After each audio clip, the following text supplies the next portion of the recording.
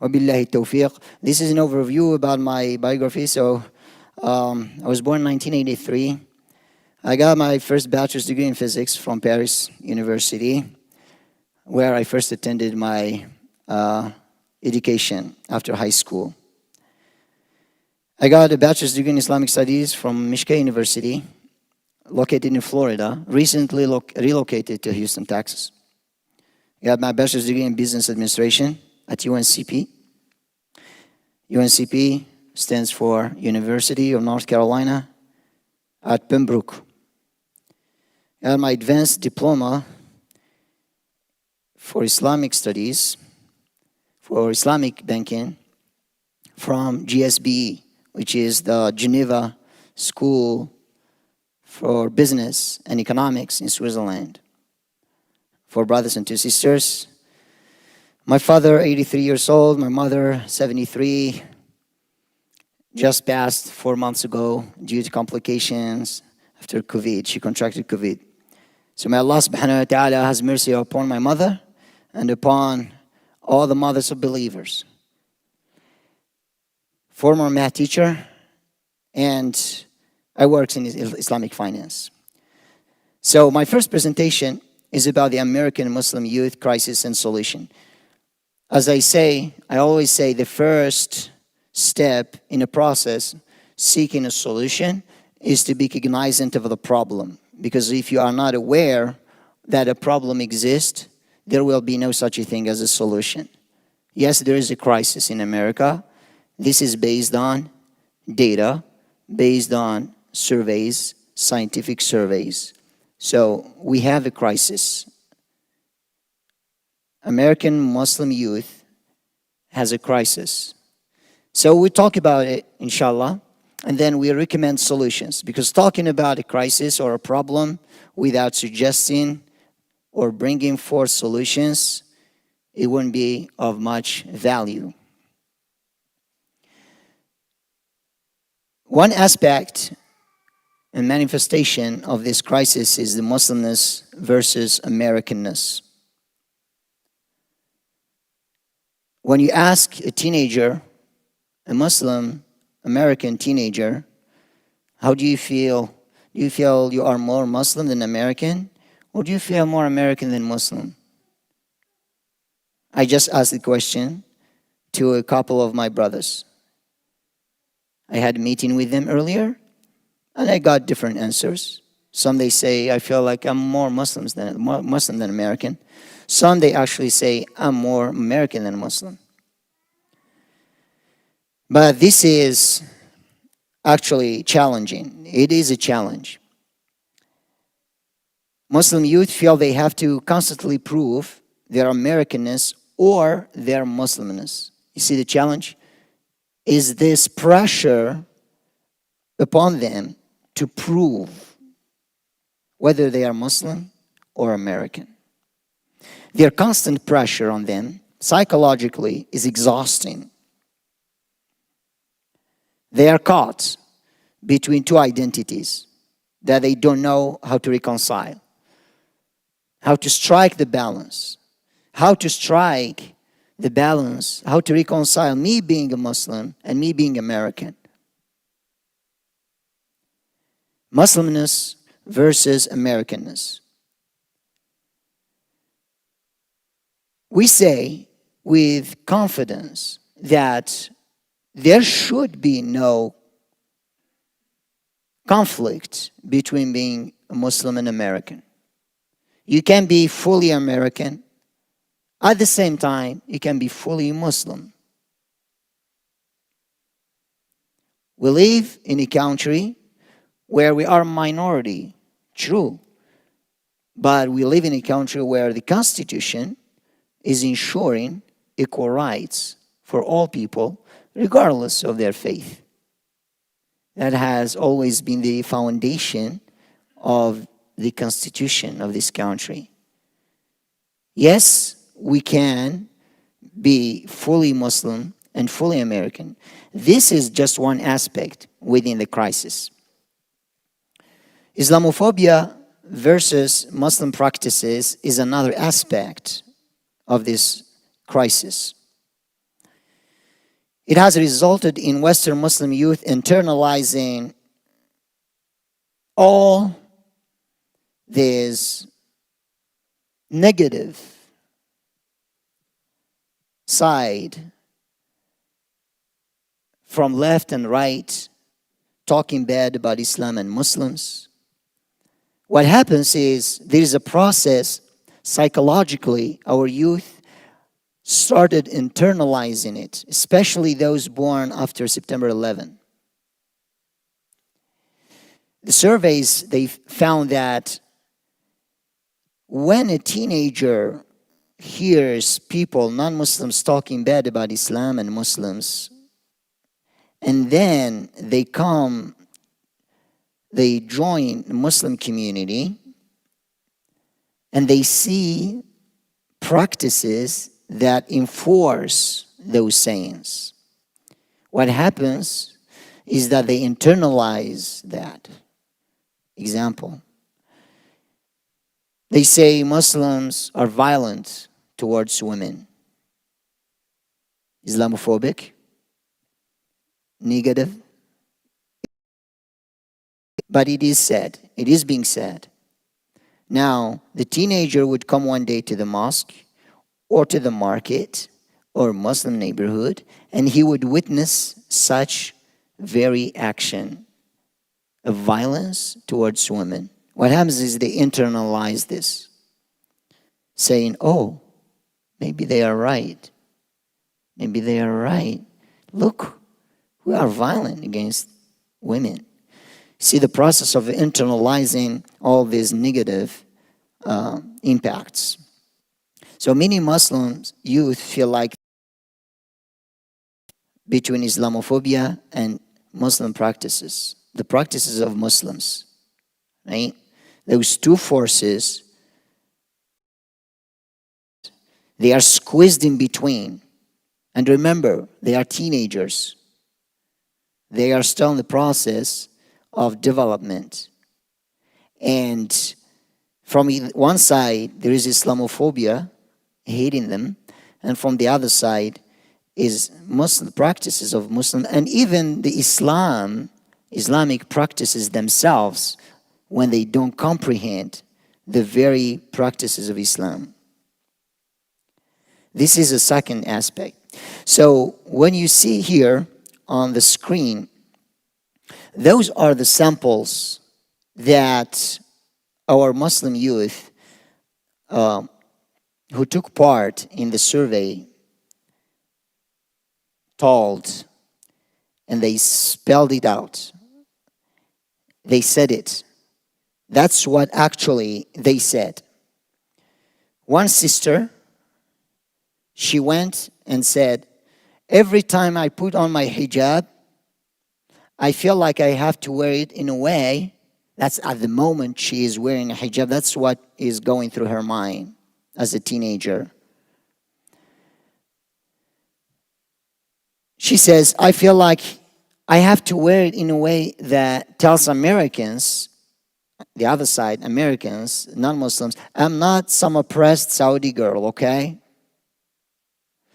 And tells the Muslims from her side, the community, her community, hey, I'm still a good Muslim here. I'm wearing a hijab. And telling other Muslim girls, peers, that I'm still prettier and cooler than the rest of you.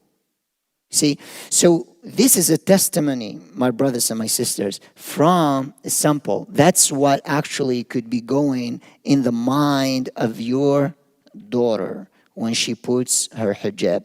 Now, I am inviting you to be cognizant of this, right? It is important that we need to be aware of what is actually going on in the minds of our daughters. Because if we are not aware of it, how can we fix it, right?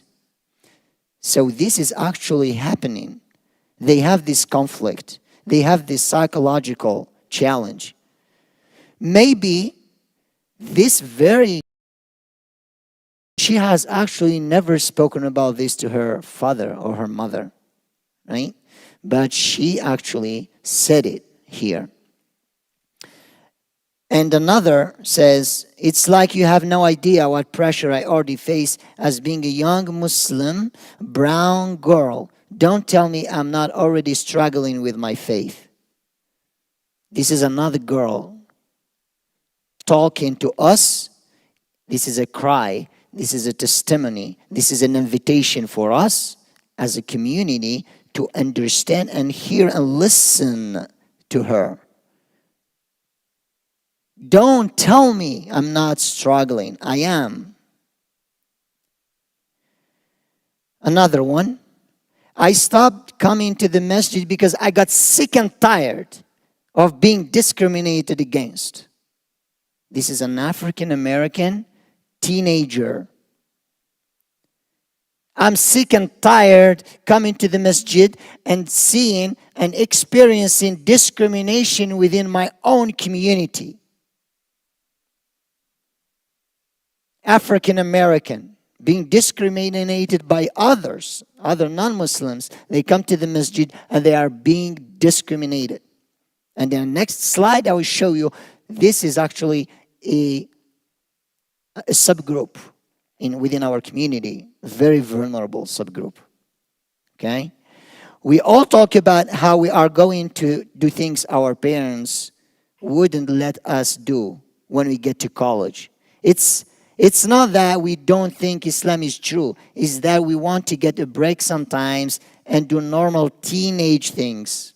One brother earlier of the group, mashallah, he told me, when I told him about the model of an Islamic high school, you know what he told me? Mashallah. And if he is here, brother, I want you to understand that actually I'm saying this because of its importance. And I want you to repeat it again and again.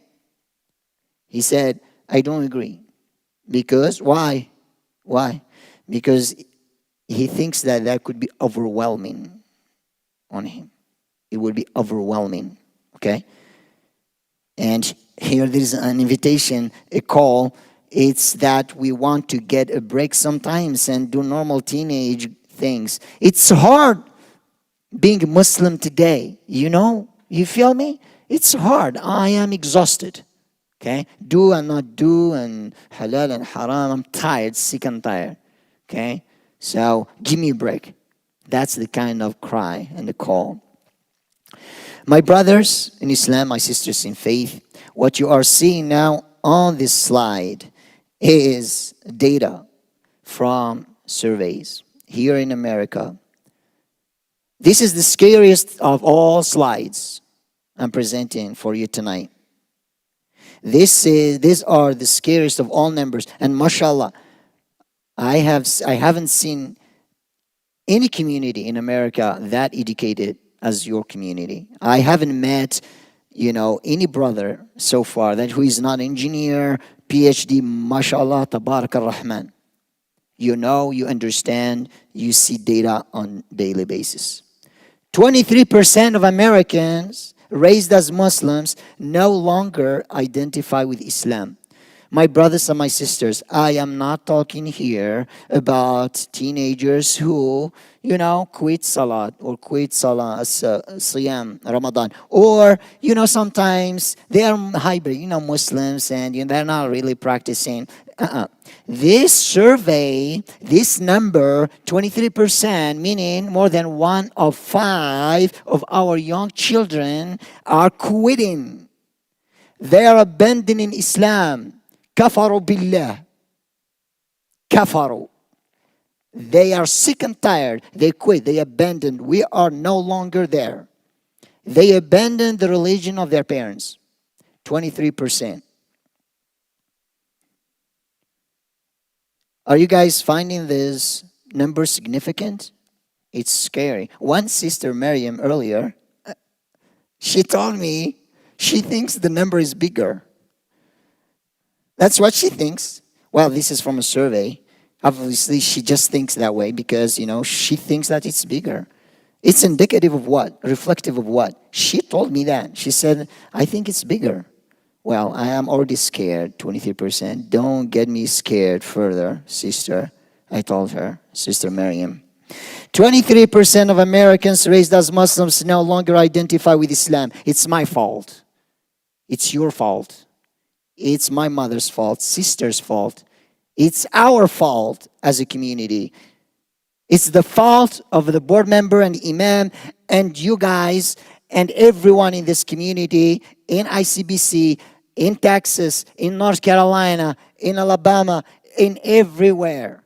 This is our responsibility. We let them go. They have slipped away. Kafaru billah. How long it would take us to get them back? Oh, maybe the right question to ask is, we need to stop others going there. We need to stop the bleeding, right? 47% of Muslim college students reported having consumed alcohol with no significant difference as to gender, male or female. 47%. 47%. They have reported having consumed alcohol with no significant difference by gender. 25% of American Muslims reported having used illicit drugs. 25%. 50% had you consumed tobacco in some form, including cigarettes and water pipe. What about the next coming number? Tell me what you think, my brothers. I'm curious. My brothers and sisters, 85% reported having dated. Are you just saying 85%? Yes, I just did. 85% saying they have dated. And 54% of never married Muslim college students reported have had sexual intercourse with no significant gender difference observed. I don't know about you, but this to me is not like it's like we're not talking about we're talking about like a huge fire here, right?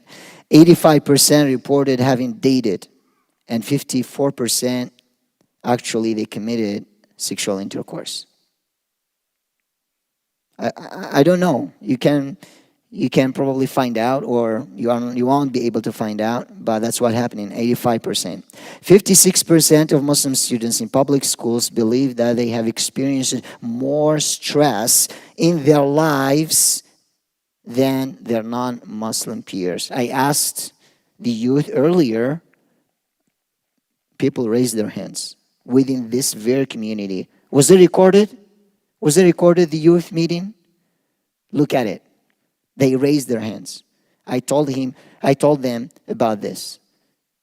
Who felt stressed out? They raised their hand. They are stressed out. They are your daughters, I'm sure. Your kids, your sons. They came here, they raised their hands. They are part of 56%. A debacle. I see it that way. It's big. I mean, the numbers is just like, it's significant, very significant. All right. So here we talk about the context affecting Muslim youth development. Okay, so this data I just showed you in the previous slide, of course, is a result of something going on here, right? We got to try to understand what's going on here, what's happening. Okay, so Muslim youth, imagine, mashallah, you are all engineers. Imagine an object in space. You know, we know in physics that it is subject to a couple of forces in nature, right? Pulling the object whichever direction. Same thing. Youth here, Muslim youth in America is experiencing forces from all over, from all directions. I have selected for you here main contexts, social context that actually have impact on the development of your child. Family has an impact, tremendous amount of impact, obviously, family, within the social context. Neighborhood, is another environment and context that affecting the development and contributing to the numbers we have seen. School is another social context. Cultural and religious community, masjid or Islamic center, another context. Mass media, TV, movies, video games, social media. And I was talking to my brothers and my sister at a youth meeting earlier. How can we possibly manage this? I got all kind of feedbacks, time management, training, and all that. How can we focus on the positive side of it? I got some feedback about this. It is huge. It is really huge impact, especially on TikTok, Instagram, Facebook. Don't even think about it. It's a huge impact. This what we call development niches. Every one of this, family is a development niche. Neighborhood is a development niche. School is a development niche. Culture, masjid is development niche. Mass media is development niche. This is important. I want you guys to remember, my brothers and my sisters, to remember this, because we will build the model based on this understanding, okay? It's just like when you dissect your math problem, you understand the details and you tackle the problem, how to solve it. So that's what we are right now. We are dissecting and trying to understand the elements that affect, and they gave, those scary numbers that we saw earlier. Those development niches, my brothers and sisters, they may be in conflict with each other. They may reinforce positively or negatively each other, okay? For example, a family could go in working eastward and the school westward, canceling out each other, right? Could the masjid be a comprehensive program for the youth and the family is working hard toward that direction? It is reinforcing each other. Okay, the two development niches reinforcing each other. Neighborhood is canceling them out, and so on and so forth. So there is actually, a dynamic here, right, that you see from different development niches, depending on which direction they are pulling your child. This is very important. And then we come to the religious context, which is the Islamic center, the masjid, the musalla, the Islamic school. It is supposed to be a source of individual, as we know, and group identity development. That is actually supposed to be the mission, source of individual and group also, identity development. It is supposed to be providing guidance, behavioral expectations, opportunities for socialization. This is important. My friends earlier, the youth, they told me something really important, interesting. They said, we don't agree with the fact that there must be Islamic schools all the way because of this. What about socialization? What about our interactions with non-Muslims? They are brilliant, mashallah. They are very smart. What about my interaction with non-Muslims? I will struggle, All I know is Muslim neighborhood, a Muslim, in school. What about non-Muslims? How can I interact with them? This is important. This is one of the missions of the masjid, is to actually give opportunities for socialization, social support, education, and mentorship. I will talk about mentorship. It is really important. And it is supposed to be like multifaceted, variation in religious content, congregational culture. I will talk about congregational culture. Every community has a culture. It's congregational culture that affects the development. Presence of mentors and peers, financial health. This would be the second part of this presentation, financial sustainability. Look at this last line. 50% of masajid in America are directed and managed by unqualified individuals. Think about it.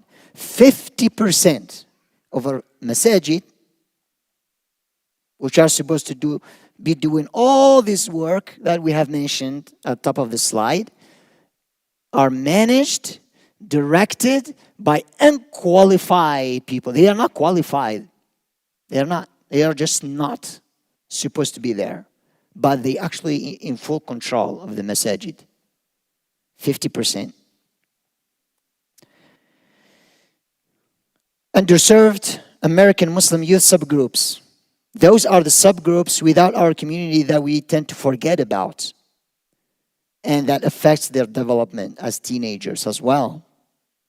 We are actually in the canceling out, remember, development niche. We're reinforcing it negatively. Young Muslim women is actually one subgroup. Culturally determined narrative about women. Okay? Observance of hijab. Remember the sister earlier? What she said when she was wearing hijab? What's going through her mind? The challenge? The observance of hijab? You know? Like the sister earlier, she told me, when I follow mass media, I feel like I'm alone. Why? She says, because nobody's like me. Nobody is like me.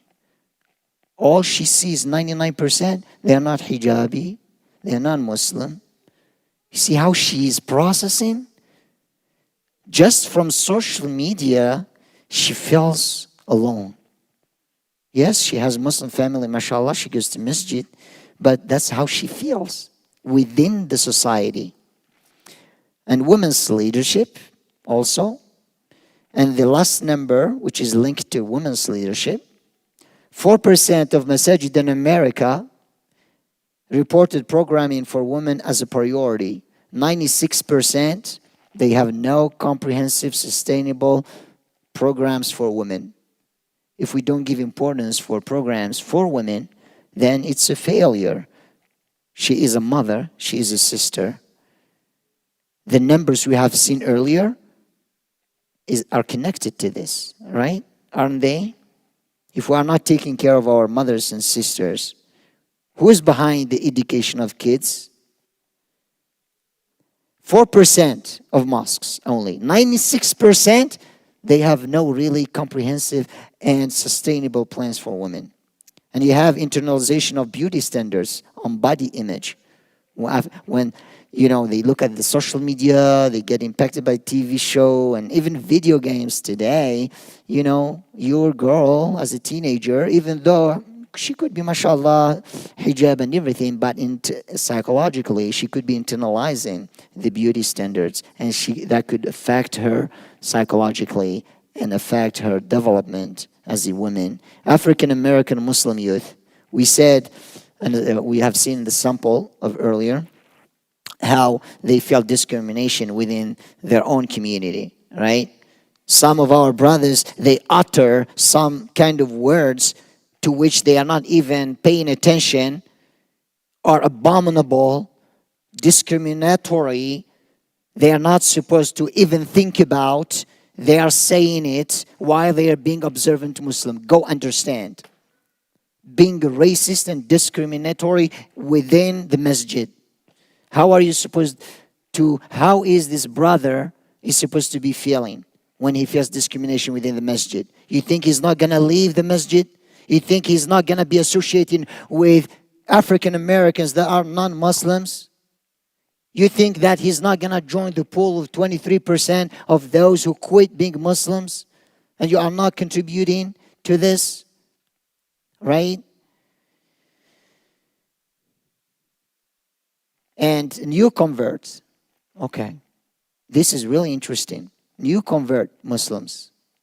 Mashallah, when after Salat you go out, you find, mashallah, it's recommended, mashallah, you find like groups, mashallah, associating with each other from X country, from Y country, from Z country. Okay, what about me?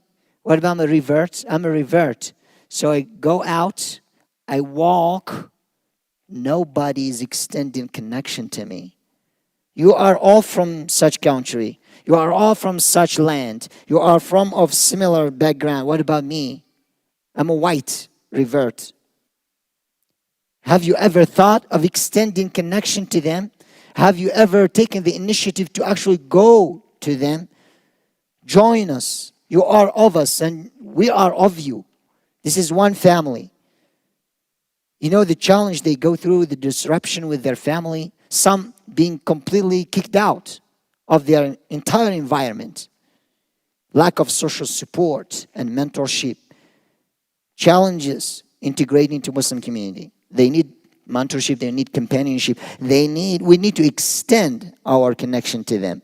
We need to embrace them. They are our brothers and sisters. It is a very affected subgroup, vulnerable subgroup within our community. We don't pay much attention to them. They are suffering. Now, those are the recommendations. What I recommend is based on the development niches we went through, I recommend that we create a complementary, mutually enforcing, three-legged ecosystem. So family, school, Islamic centers. I mentioned many development niches, but those three, in my view, are the most influential of all. So if we establish a model where we actually focus to make sure those three environments, those three legs, those three development niches work in the same wavelength, constructively, enforcing positively each other, we can get significant results, bi'idhnillah. Three-legged ecosystem. So family, let's start with family. How do we want our family to be? This is a message to the parents. We want our families to be strong role models. Every father, every mother needs to be a role model. Don't let them look up to role models through social media. What are you doing? You are there with them physically, and you have to be the role model. You have to be the one they will be looking up to. Confident. You need to be an inexhaustible source of confidence. Every time, my brother, every time, my sister, you try to teach your child, you try to convey one message to them, be cognizant of being confident. Talk to him with confidence, because if you like just look uncertain, to them is cognitive dissonance right there. You need to be confident. You are the source of confidence. Nurture them with confidence and support them emotionally, socially, and financially. Emotional support is as important as social support and financial support. Listening. We need to listen. You need to listen to your child. Listen. Because if you don't listen, they will not be opening up to you.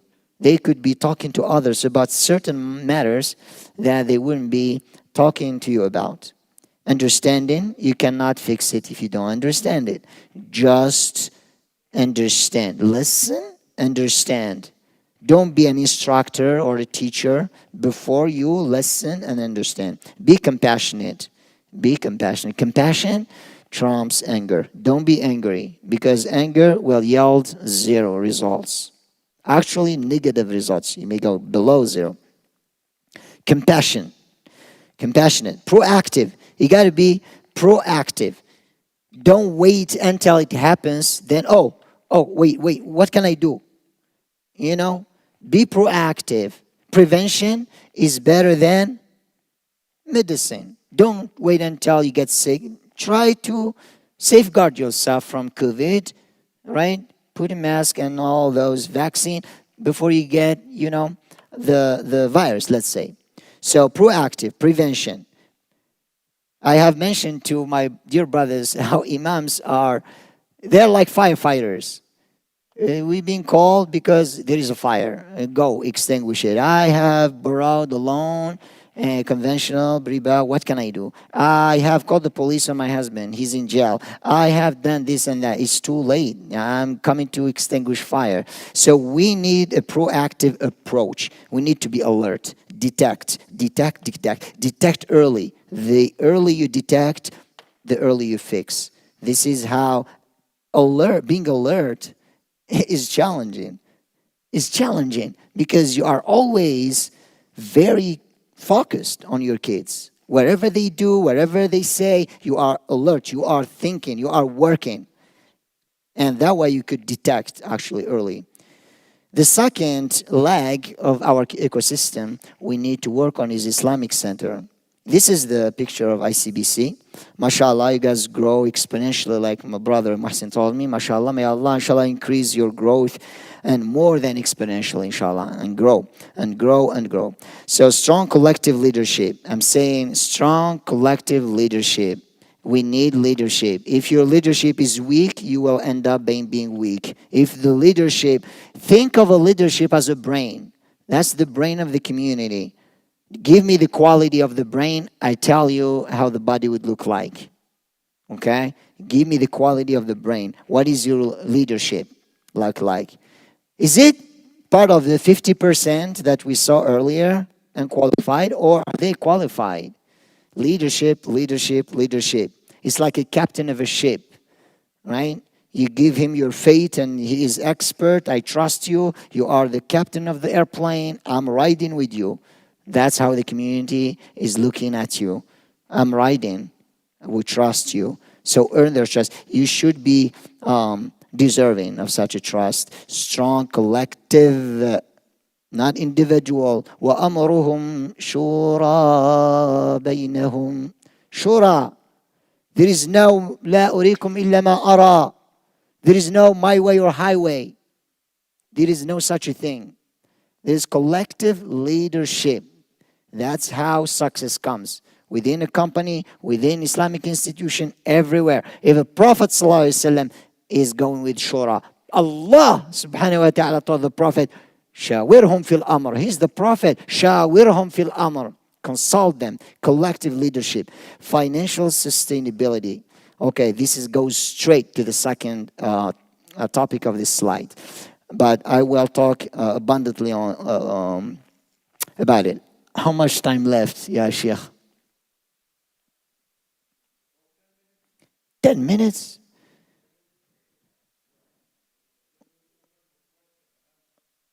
Oh, okay. I got to skip. I got to go fast because this is just the first part. I'm sorry. Okay, I need at least like 20 minutes, inshallah. 20. All right, so let me go. The Islamic Center, and then these are the YAPs, the Youth Empowerment Empowering Programs. This is actually a practical path and model that any institution could embrace. That I mentioned, very important, comprehensive, practical steps to undertake in order really to help the youth. Youth need to be youth generated. We need youth generated and youth led. Okay, we want to form and develop a youth leader who will oversee other youth. Okay, data shows that closer in age, more effective. Youth leadership. I have spoken about this in khutbah. Enhanced skills and interests and all that. So multi-method YAPs. This is important. So our content needs to be diverse. We need religious content. We need arts and sports, diversification, because youth getting bored. They are bored. I mean, this is the fact. They are bored. If you invite them over and over with any incentive you want, if it's one content, they will walk away. Diversify. We need diversification. Diversification in content, diversification in time. After school, weekend, summer, diversification in location. They don't want mosques. Khalas, 5 times a day, it's too much, overwhelming. Okay, yallah, bismillah, we can do third space, outdoor, campaign, in nature. It could do the job, why not, right? The purpose is to develop and help them develop. It doesn't matter where. The space doesn't matter, location doesn't matter. Diverse in delivery method. That's actually, mashallah, I don't think this could be a problem within this community because you are, mashallah, you are geniuses, IT. So participant in attendance, we have sporadic and serial. The sporadic is a segment that you need to target. They don't come often, but they come Jumu'ah, or some they come Ramadan and Eid. You need to have a comprehensive plan to target this underserved segment.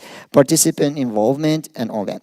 So forgive me, I need to get into Islamic schools. This is the third leg. Ensure our students have equitable access. I have spoken extensively with a brother. Poor quality, they walk away to other schools. You have no quality, okay? You are expensive. We need to overcome this. We need to be high quality and affordable. We can achieve it. How? Second part of the presentation. We need to equip our Islamic schools with material they need to grow and succeed. And materially, everything like governance, excellent governance, leadership, training, just like best of the best, okay, if we have resources.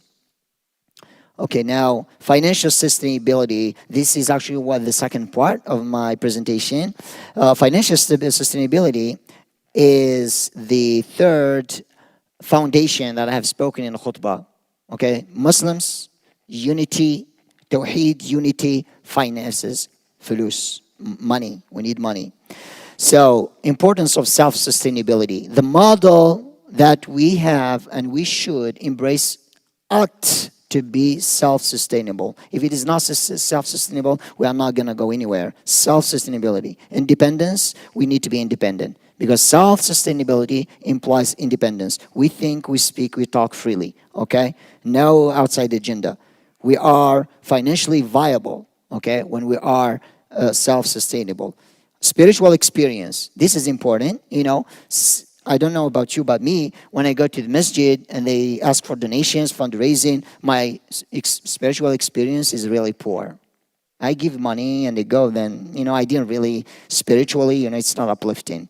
Right? It's like just about fundraising. So people actually have bad spiritual experiences when it comes to the donation model. How to achieve financial self-sustainability?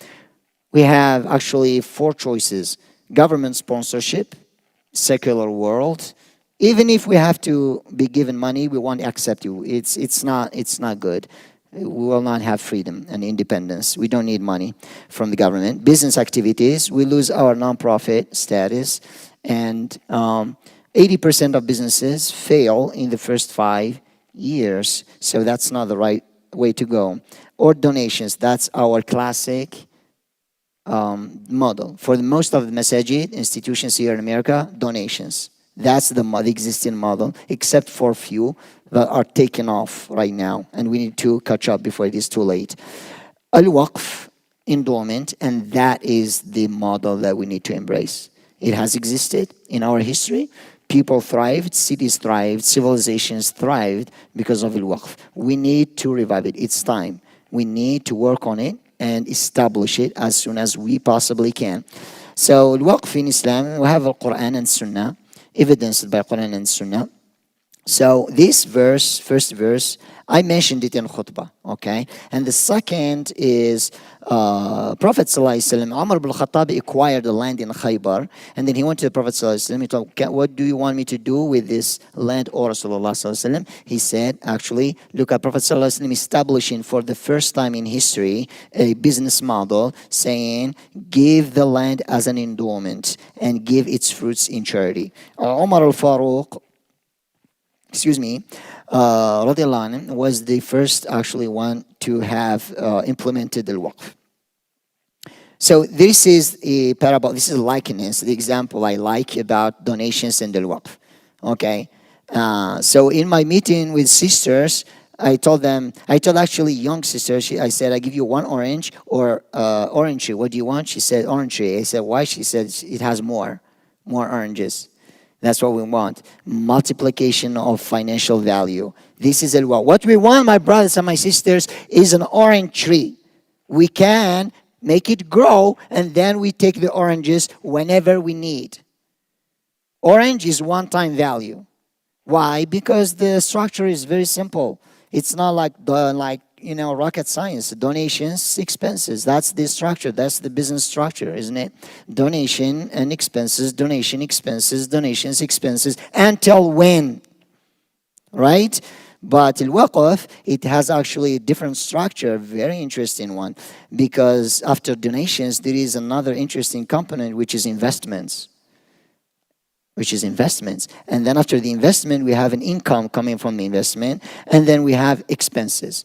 You see, those 2 components are crucial in changing and shifting away from the classic and traditional business model of donations into a waqf model. So if we can establish this waqf model, I will show you another structure, actually more beautiful and more interesting. So here, my brothers and my sisters, is actually the structure of the Waqf model. So basically, the donors, al-waqif, the donor, whoever is donating for Waqf, it could be individuals or even organizations, okay? So we will be creating a Waqf fund main account, okay? We will call it Waqf fund main account. The donations here, unlike the first donations, which could be financial, as we will see, but for now, they need to be irrevocable, they need to be inalienable and perpetual. Meaning, anyone who comes, he say, mashallah, ICBC, you want to embrace this model of Waqf? I think I'm interested. I'm 7 years old. My life is mashallah. I want to provide land. I want to provide a property. Okay, mashallah. 3 conditions: irrevocable, inalienable, perpetual. Okay, if you accept, this is the conditions of Waqf, and then we take Waqf. Okay, that's Waqf fund main account, which is to be managed by GMC, Joint Management Committee. We will create a joint management committee to oversee Waqf fund main account. It could be something that we, not necessarily volunteering, but actually could be like a committee that we could actually be paying to oversee and make sure the management is the best of the best. Now, what comes after that, from this fund account, there are 2 parts. Some part of this would go to investment. And another part, actually here I'm talking about channel all the resources possible for initial phase. Here, I am projecting 1 year to 5 years. Meaning, from the Waqf fund, I will pool a part of resources to cover the expenses of this institution. And another part, I will be investing.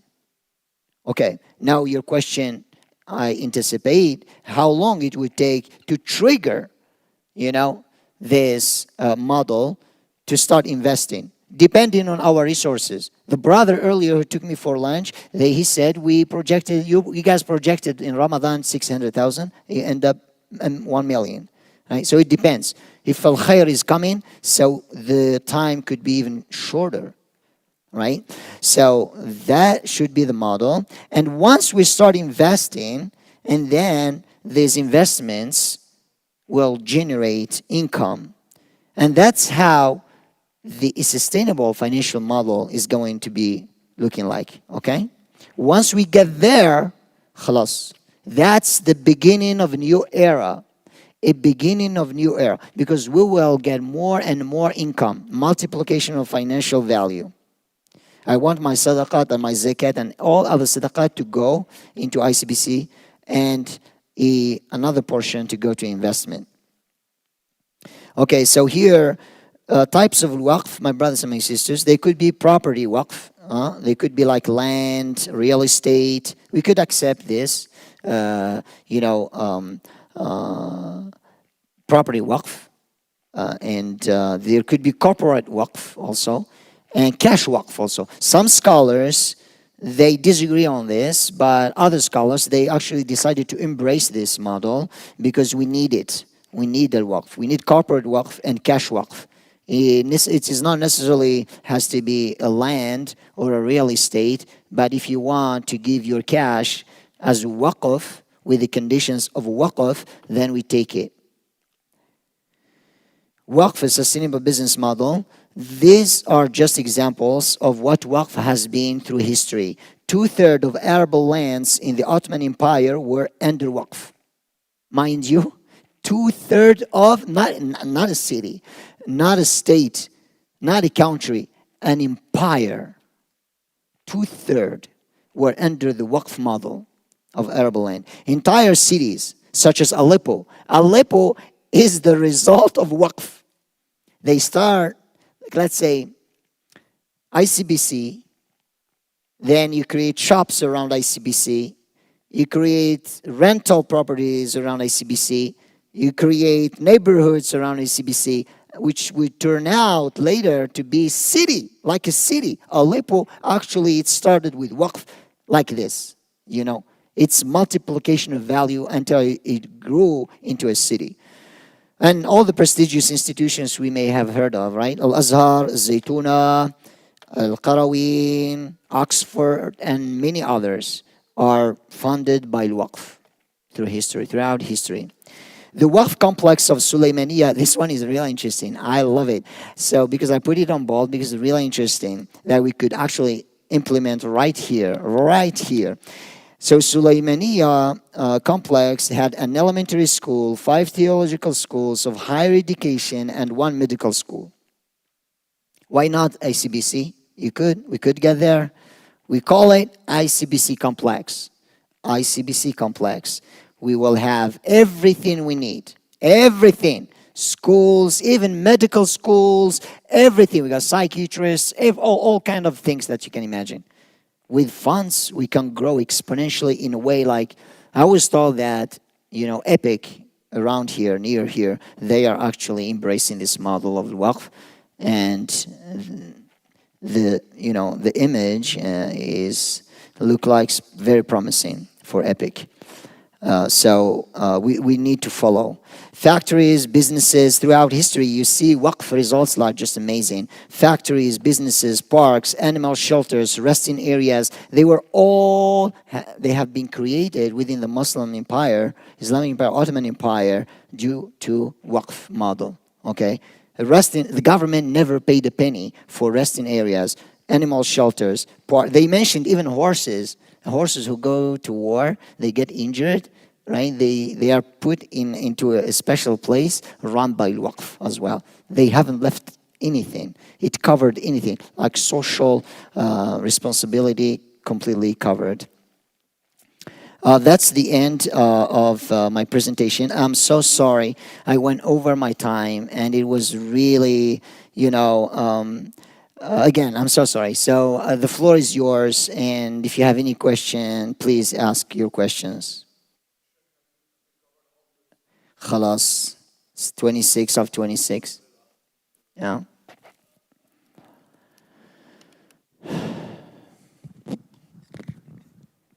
Assalamu alaikum. Excellent, Sheikh. I'm impressed. I don't know, rest of the brothers and sisters upstairs, inshallah, we'll get feedback. Some of the things are complex for me, so I have to sit down with you later, inshallah. So we open for a question and answer session. First, I would like to open it for the sisters, because they had a lot of questions this afternoon. So let us begin the questions, and we'll take time. Our Isha prayer will be delayed by half an hour. So sisters, please. Mahsin.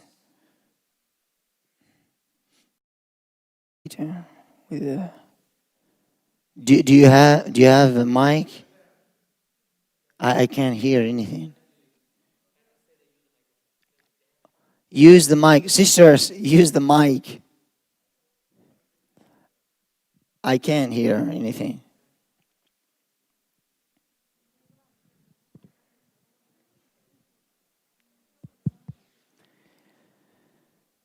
Assalamu alaikum. Salam. Alaikum salam. I was wondering what your thoughts are about a woman's role in the Muslim community in the masjid.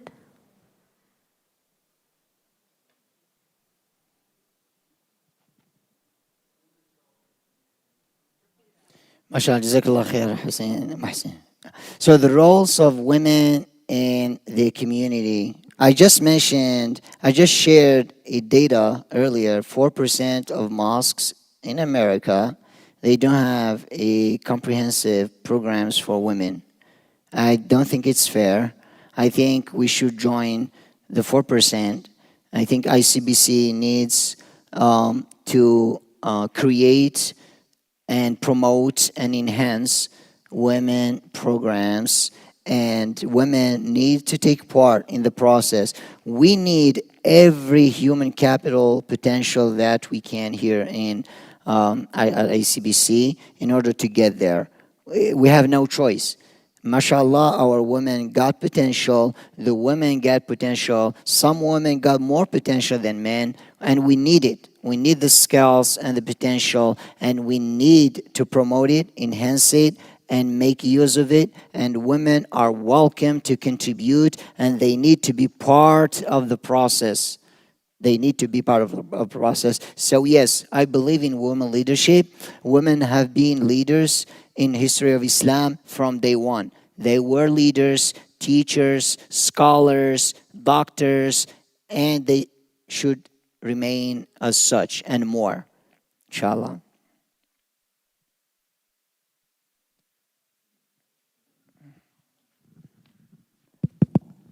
Assalamu alaikum, jazakallah khair. Quick question. On the waqf model that you have presented, definitely it is, especially when it comes to investments, it's going to have, as you said, there's a joint committee to monitor over it because it requires a lot of, it's a business, really running a business, which is good when you have a joint committee that monitors that and so on. My question to you is, where do you see the divide and the separation between the committee that is responsible for the operations, the planning of the masjid, the waqf institution, and so on, versus the role of the imam's responsibility? Do you think the imam should be jointing those type of things, or the imam has different responsibility than the operations committee that is running the masjid affairs? Where do you see that? Jazakallah khair, Sheikh Mohsen. Excellent question. So I think this entire model, this entire presentation is really meant to, engage my brothers and my sisters. And the model that we would embrace, not only financial model, but how the governance model as well. We need to think about the governance model. How are we going to govern, right? What are the imam's responsibility? What are the GMC responsibilities? What are the board member responsibilities? This is governance, right? And we need to work on a model, the best of the models, the most efficient of models, okay? If we find that the imam deserves to be involved, let's get him involved. If we think that we need to hire a GMC, an independent GMC, if we think such a model is more efficient, we can embrace it. We need to come up with an efficient model. And I am here, I can, if I'm hired, so I will be part of the process, of the Shura process, to determine which model are we going to embrace, the governance model, okay? Because look, it's interesting. We cannot just be constant in time and space. Okay, we have this model is going to be this way until the day of time. No, we need to, the world is changing. We have to change. If this governance model is not working, let's embrace the one what is working, especially with waqf. Waqf is going to generate changes in the structure of the masjid. Is going to generate changes in the model of governance, whether we like it or not. We get big. Look, this is the sustain. We have no option. We need to make this work. And if the governance model ought to change, we will change it in shura way, in the most efficient way, inshallah. Assalamu alaikum. Walaikum salam. I had a question. How can we focus on creating a stronger mosque so they can be strong in normal everyday environments? Mohsen, translate. لما سمع. We haven't heard quite well. Try to push the mic, inshallah. Try to get closer to the... Okay. How can we focus on creating a stronger mosques so they can be strong in normal everyday environments?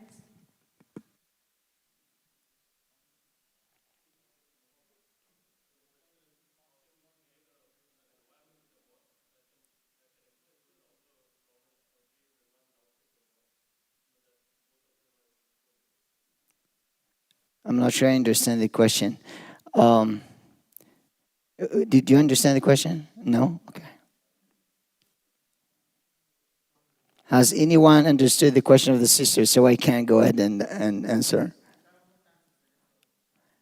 Forgive us, sister. Forgive us, wallahi.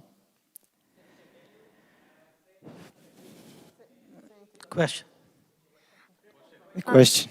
So, like, I wanted to know an example of like how would IBC C look like in like an everyday, like the every day or in every week. Like, how would it look like? Oh, mashallah. How will ICBC look like? Yeah, well, sister, this is really an interesting question, mashallah. You know, it is going to be gradual change, because an institution of this magnitude, we cannot change it like day and night, right? I'm sure you agree with me that change comes gradually, right? We need to, if we embrace such a comprehensive and sustainable model, then the change will come gradually. After 3 months, you will start seeing like changes. After 1 year, more changes. But positively, meaning you will see more and more and not less and less. Okay? After 2 years, 3 years, depending on the pace of the funds, how the funds would come. Okay? Depending on the pace of how we would manage our investments and incomes, and that would determine the pace of change and the physical change of the entire institution. Okay, sister?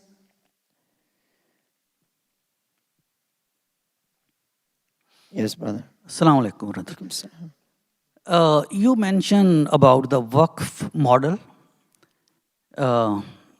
ICBC, we are going through a construction phase or building the basic infrastructure or the models or the basic blocks required as a community.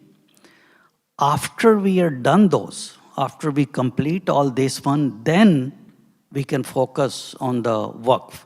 During this time, sparing money or having a Waqf concept, in my opinion, personally, does not work. MashaAllah, Sheikh Salahuddin, Jazakallah khair. Yes, I mean, sound opinion, really sound. Well, because the question basically comes down to saying, when are we going to start? When is the trigger gonna be pulled to actually go forward and proceed with and developing such a model?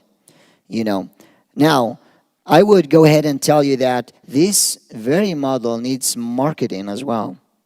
Marketing, meaning that we need to market, to be doing marketing about it, talk about it to people, because some people, they could, they don't know about it. We need to talk to people about it. Maybe we can get donors here at Waqif, right? Donors, they will be interested, right? Maybe they are not with us now.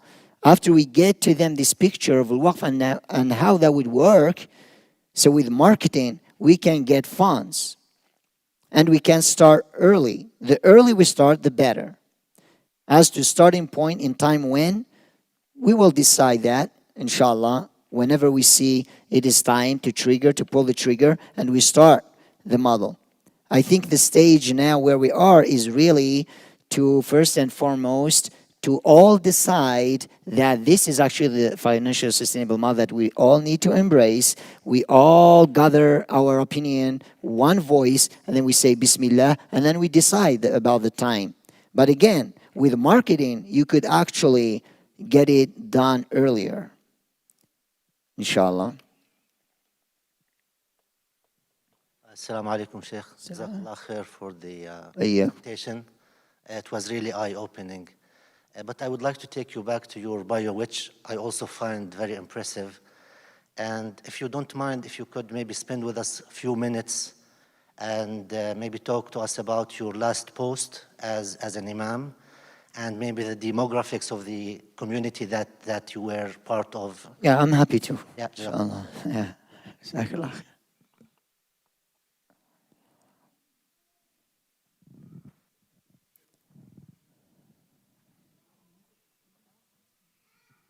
Assalamu alaikum, Sheikh. Alaikum salam wa rahmatullahi. Jazakallah for this lecture on your vision. You mentioned that, you mentioned to our sisters about the leadership of women in Islam from day one, right? Yes, sister. So these types of lectures and awareness should be given to men in our society, so that the 4% you mentioned in this lecture in the PowerPoint, that can be definitely increased to 40% or much higher. So what is your question, sister, please? No, the question is like, you gave this lecture about women leadership in Islam. So these types of lectures should be given to the entire community. Of course, it is. It is actually meant to be conveyed to everyone, within the community. I have said it, and I have been saying it in my khutbahs, in my lectures. It is time to consider and pool the resources and promote and enhance women leadership. And we cannot actually go forward and progress and prosper as a community without women leadership. It has always been that way. So yes, the message is for everybody, and that is my position, and that shall be my position as well. Thank you, Jazakallah. Sheikh, question I have you got any practical knowledge from any masajid adopted this waqf model? Yes, there are a couple of them. I think one close to here is Epic. Epic? Epic, they actually, I think they have like $3.5 million in waqf, one of the pioneers now. I think Epic are taking off right now. They hired the skills and the potential, and they are on the go right now. They are working, and mashallah, and others will have to follow. There is no option. I mean, we cannot survive with donations. It's just like we are underfunded. And all the questions from the sisters today, subhanAllah, every question comes back to this. We are underfunded. Khalas. We don't have counselors. Why? Because we are underfunded. We don't have schools because we are underfunded. We are suffering from identity crisis because we are underfunded.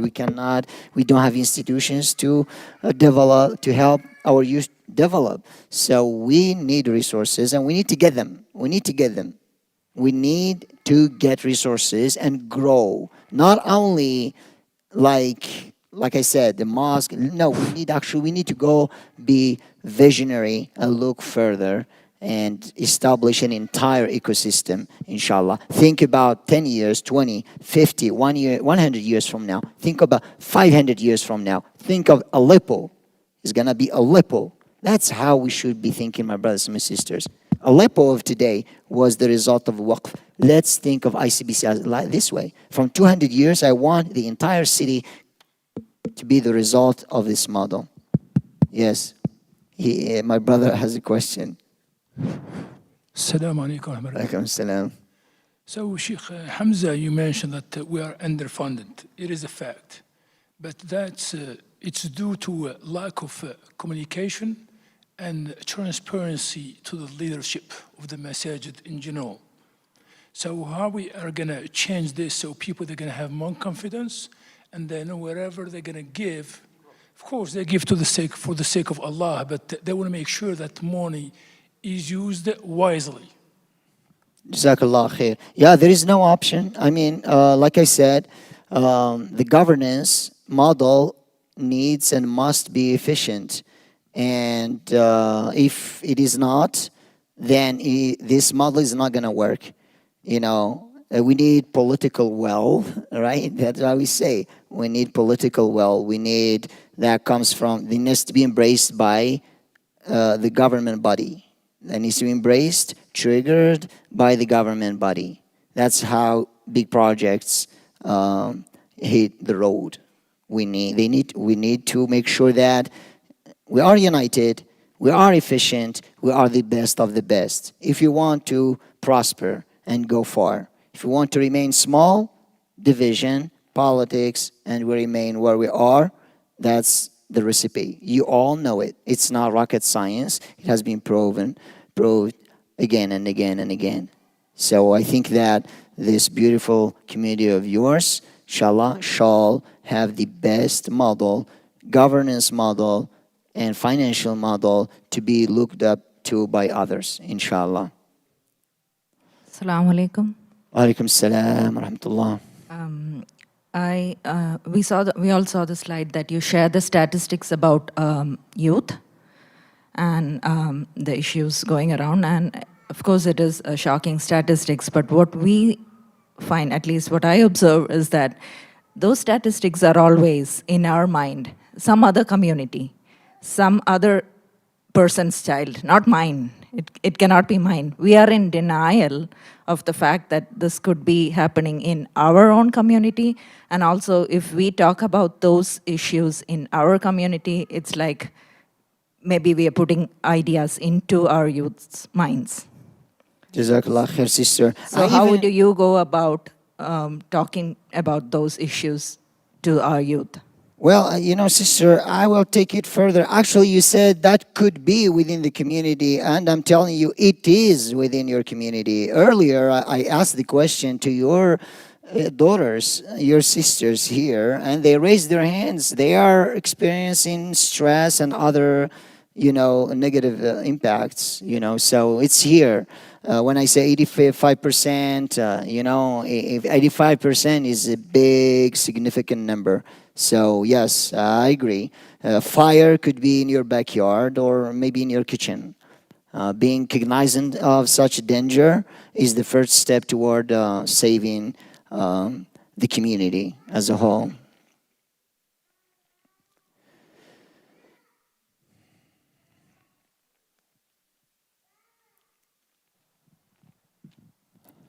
Assalamu alaikum wa rahmatullahi wa barakatuh. Alaikum assalam wa rahmatullah. Jazakum Allahu khair, Sheikh, for being here. I attended your Jumu'ah khutbah and I liked it, that you started with the Tawheed, which is something, is the base of everything. And as for tonight, it's impressive. I didn't expect actually the waqf suggestion, which is excellent. However, what I'm missing here, which is a need, what I'm missing as a parent, which is a need, that as you, Imam, how would you bring the youth and the families, not the youth only, and the family together to unite them spiritually? What do you see your role in reaching? Can you give us more vivid description of your role? All what you presented are facts that we are aware of, we suffer from, and yes, we saw it in numbers and we see it every day in our lives. But what do you suggest as your role? How would you reach our families, our homes, our youth, and how would you unite these groups in the masjid or in this institution? I got your question, Sister. Jazakallahu khaira. Thank you. This is a really beautiful question. But let me just be very frank with you, sister. I'm outspoken and a free thinker. Listen, Imam is not a Superman, okay? If you are expecting a Superman who is here to do all what you want and fix things, this is not going to happen. Not me, not with any other Imam. So Imam is just a member of the community. He is here as a catalyst. He's here as an agent of change to pull the resources of the community and to work with the community, with your sister, with your husband, with your kids, with the member of communities, all together to get there. Because the Imam cannot fix all the problems. The identity crisis I talked about is bigger than me, bigger than ICBC, bigger than Texas, bigger than any institution. I will go further and tell you that some problems, actually, they cannot be solved except with collaboration with other institutions nationwide, even globally. That's how deep it is. So yes, Imam has a role, of course, to help your kids, to help your children, to reach out to them, teach them, educate them, do what he can. But alone, if a parent is relying to the Imam to fix it, only the Imam, we need to think again. You cannot just come, I'm not addressing you, but I'm just using this you right here. If you come in and drop your kid to Islamic school and go to work and come back home exhausted and go to sleep, and you expect the imam is gonna fix it, it's not gonna be fixed. It's a comprehensive ecosystem. You work, I work. You have your development niche, your family, I have my development niche. We need to work together. Same wavelength, and we get there, inshallah. We get there, inshallah, together.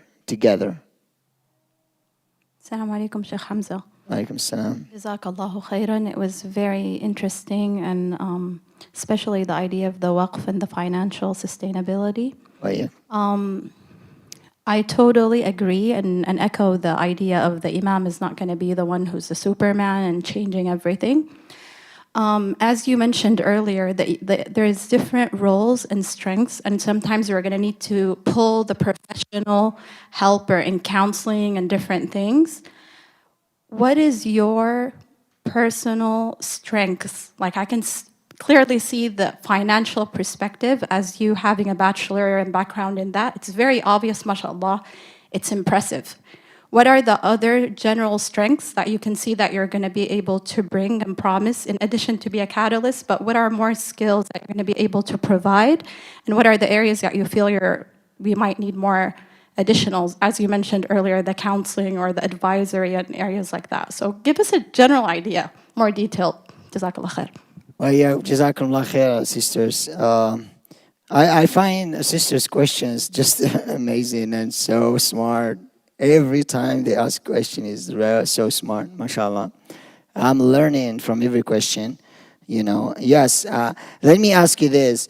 Being a catalyst, an efficient catalyst within a chemical reaction is crucial, right? There are some chemical reactions, they cannot be triggered, they cannot take place without a catalyst. If an imam can fulfill just this role of being a catalyst, this is unique skill, right? I think I can do it, being a catalyst. How about that, right? Help people generate ideas, pull the resources, energize, and reach unity. Work together, establish governance model, financial model. Let's get to work. I can do that. But I'm not a Superman. I'm not here to solve all the problems. You know, I'm humbled. You guys here, mashallah, I haven't met one ordinary employee. PhD and IT geniuses, mashallah. So I'm the last of you guys. Let me be a catalyst. How about that? It's a skill that I have. If you let me in. Assalamu alaikum, Sheikh Hamza. Jazakallah khairan. I have one question and one quick comment, if you allow me. The question is about the numbers that you shared. They are really eye-openers. So I'd like to know, was that a private survey that you conducted, or those surveys are from that I collected from two sources. One is the Yaqeen Institute, and the other one is the Institute for Social Responsibility in America. And I think Brother Amjad asked about your past experience, and we didn't get a full answer from you. So maybe you missed this question. Brother Amjad actually. Yeah, he said if I have a minute afterward, and then we can discuss that for my past experience in as an imam. So I worked in North Durham Islamic Association for 3 years as an imam. And that has been my experience. It was average size community, average size Islamic institution, and that's in Durham. But I used to live in Raleigh, North Carolina, and I was humbled, and it's been a enriching experience to me. And then at one time, I got so busy completing my education, so I had to dismiss myself. Even though I will be open to say that, you know, this space was not that big for my vision to take course. Not because of the community. They are, mashallah, it's just the resources are not there. the size is not there. So I like to be visionary. Imam position for me is not just like to sit here and get my wherever and retire. That's not my goal. My goal is to see change. If there is no change, I leave. That's who I am, right? And that's been, of course, as far as being a Muslim, it's a lifelong journey, my brother. Since I was young, my connection with knowledge, it's been since like 11 years old, 12 years old, I have been connected to knowledge. But like I have sought knowledge with a regular curriculum in France, when I was in France, in the European Institute for Social Sciences, which I completed at Mishka University because I made a transfer to Mishka University. They accepted my curriculum and I transferred. I completed my bachelor's degree in Islamic studies at Mishka University.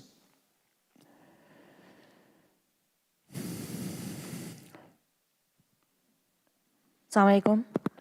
Wa alaikum assalam wa rahmatullah. Sheikh, I have questions which are multiple fold, so I hope I'm clear enough. When you're talking about identity crisis, I believe that our identity crisis with the youth are deeper than just understanding how we are able to fit in our being Muslim and being an American. We've all been through journeys. Most of us are immigrants. We came to a new country. We went through the stage of identifying ourselves, being in the society. How are we accepting and how are we adapting? We all went through that identity crisis. From what I think, the crisis that we have in our hands with the youth is deeper in the sense when we are telling them that these are our stands as a Muslim. For example, we're talking about transgender, LGBTQ issues, and our youth is going outside and facing the norm of more and more acceptability where the society is saying you should be able to accept these. That's just one example. Being in Texas, we are looking at what are the laws imposed on abortion, women's rights, and weapons, and whatever it is. Those are the deeper identity crises we have in our youth, where we are telling them that our stance, Islam is this. We as Muslims, our stance are this. But they are outside in the society facing a norm which tells them, why are you so strict on these things? Or why are you completely against this? You should be so-and-so, so-and-so. I cannot but agree with your sister. That's why that would go back to the my other sister's question. It's bigger, it's deeper to be a situation to be faced by one individual or a couple of individuals or even one community. It's deeper, it's a large crisis, and it needs a collaboration effort from the masjid, from the family, from the school, from other Muslims, from other organizations. It's a collaborative effort, just like it is actually a collaborative force from the other side, mind you. Social medias and neighborhoods and all other sides, where the negative impact is coming from, they are actually in collaboration, not like meant to be collaboration, but they are in collaboration. That's how we should face it, with a collaborative effort, a collaborative effort, and there is no other way to do it. There is no other way to do it. That's how we try to do it, okay? Together, you work, I work. You from your side as a mother, me as an imam, you as a board member, you as a father, you as a husband, and that's how we do it, all together. So we pull the same direction, same efforts, and inshallah, we get there. We will save, because I'm talking about saving, because we already lost. One of 5 of our children is gone. So Imam, I'm sorry, I'm coming back on that. we don't expect a coming imam to come and fix every problem. That's not possible from one person. We understand that. The reason that we're asking these questions today is we want to see if the coming imam, who is going to be our leader, who, you know, we are going to look up to this person, is that person able to match our needs that we have? And do we have an understanding where we can all work together? We are all here to support whoever is coming, inshallah, and we are going to work together and make possibly a better community out of this. What we're asking is, when you're saying that these are here, what are your approaches? How are we going to? Like, we don't have an answer of how will you do it. For example, you can say, hey, I have an open door policy. Anybody can come and ask me. We need those few pointers from you that can tell us that, okay, how is your approach? Do you have a plan on this, how to do it? What we're seeing is you're saying that, yes, we are going to work on it. We just want some few pointers on how you're planning to do it. Another question, and I'm asking because I don't want to take other people's time.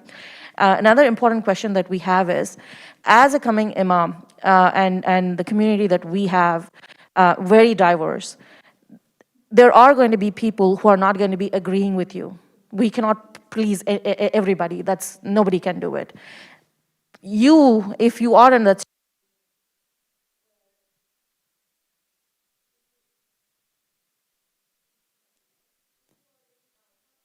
We lost you, Mike. If you are in a situation where you are opposed by a group of people, we'd like to ask, what would your approach be put in that situation where you are not able to please everybody in the community? What's your approach? So, forgive me, my sister. So, I believe you asked two questions. So the first question is, I guess you are asking what I am here to do as an imam, right? I believed that this presentation is meant or was meant to answer this very question. I'm not quite sure how to answer your first question. So the second question, what would be my approach to what situation? I'm not sure I grasp what situation exactly you're talking about. In the community?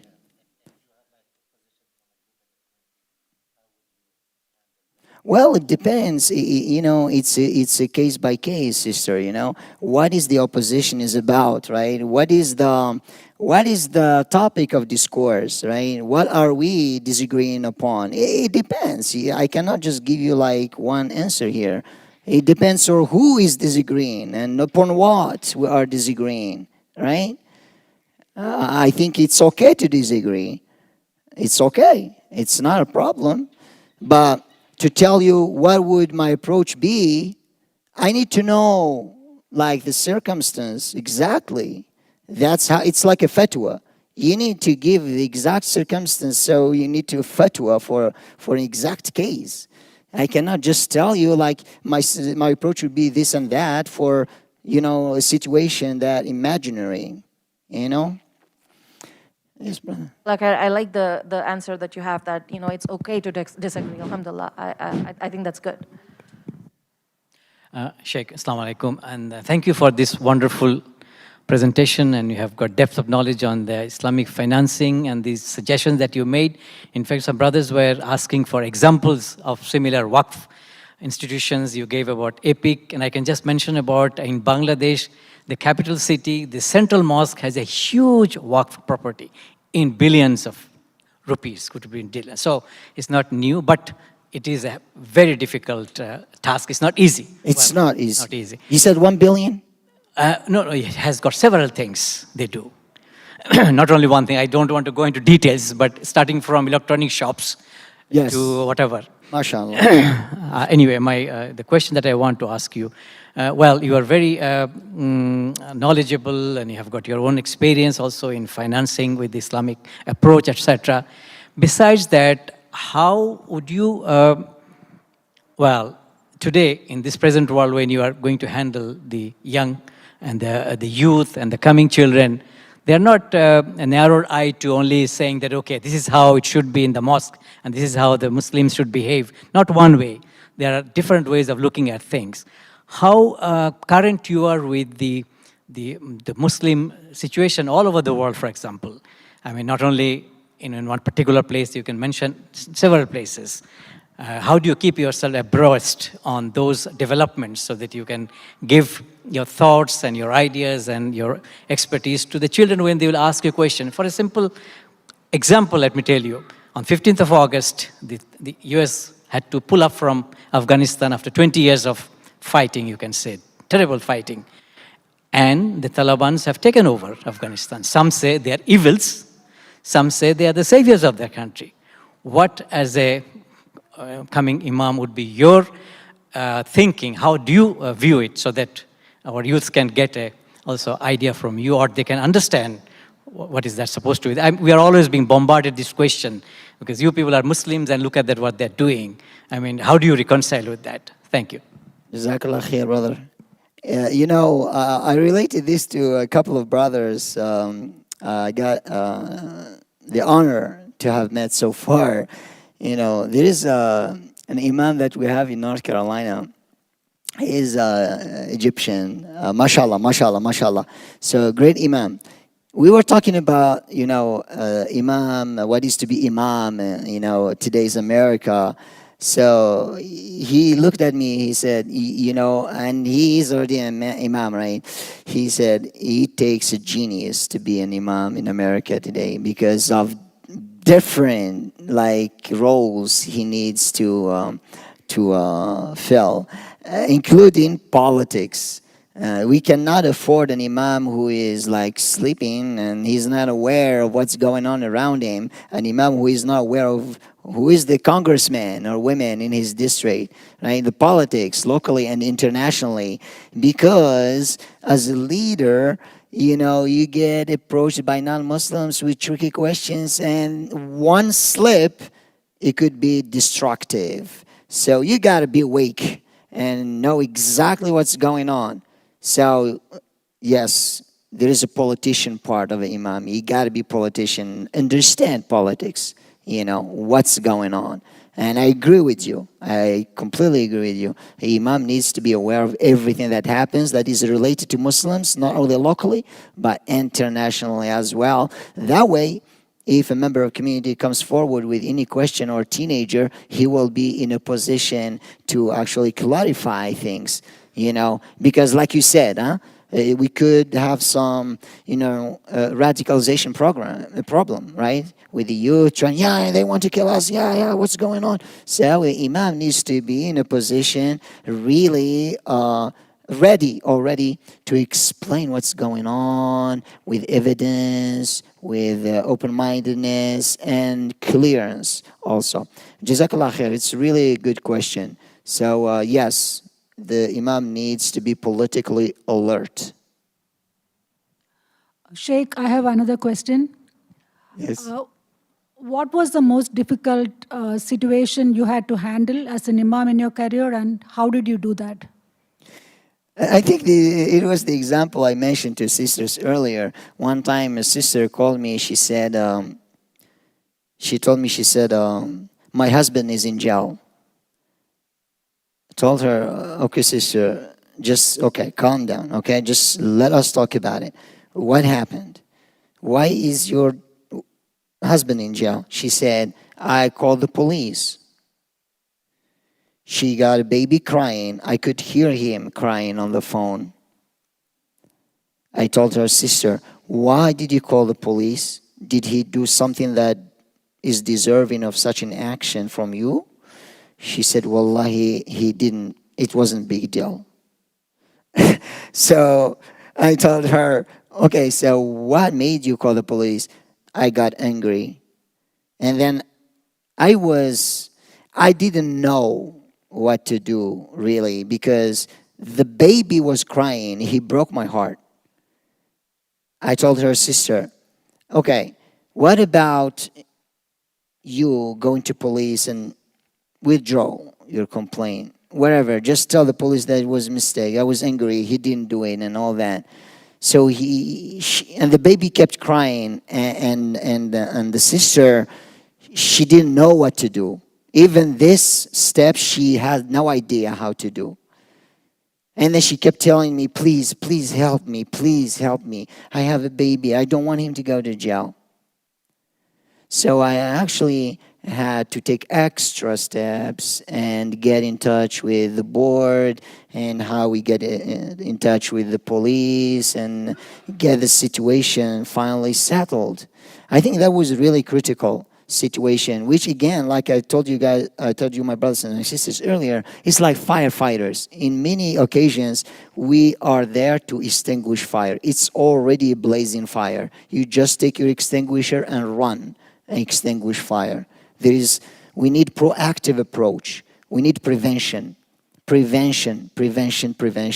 approach before the fire gets onto you. And then you call your imam. Oh, Sheikh, I got a loan from a bank. I'm living now, and okay, you are already in the house, and you took riba, and then you are asking me now, what riba? What can I do with riba? How can I get rid of riba? You should have come to me before you bought the house. This is prevention, right?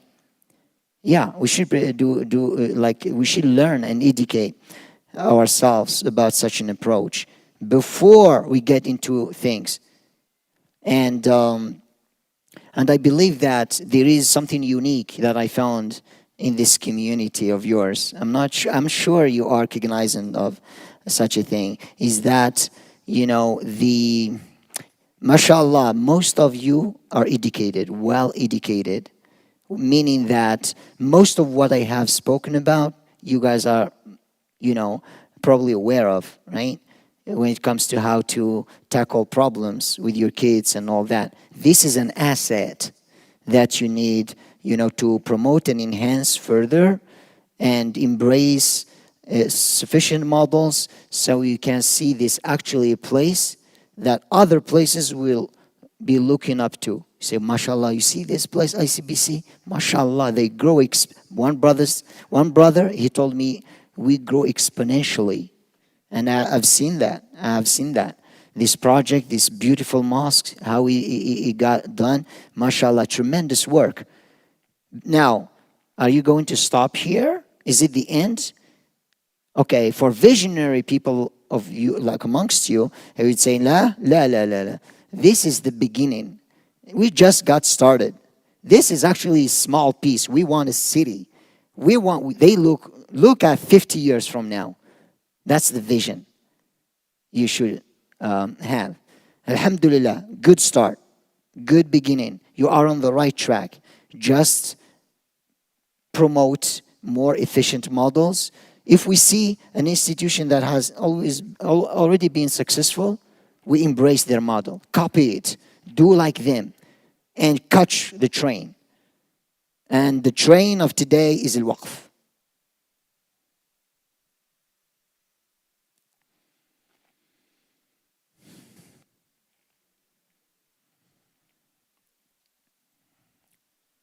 Inshallah, we'll conclude here. It's adhan time. We conclude. اللهم اغفر لنا ذنوبنا وإسرافنا في أمرنا ثبت أقدامنا وانصرنا على القوم الكافرين.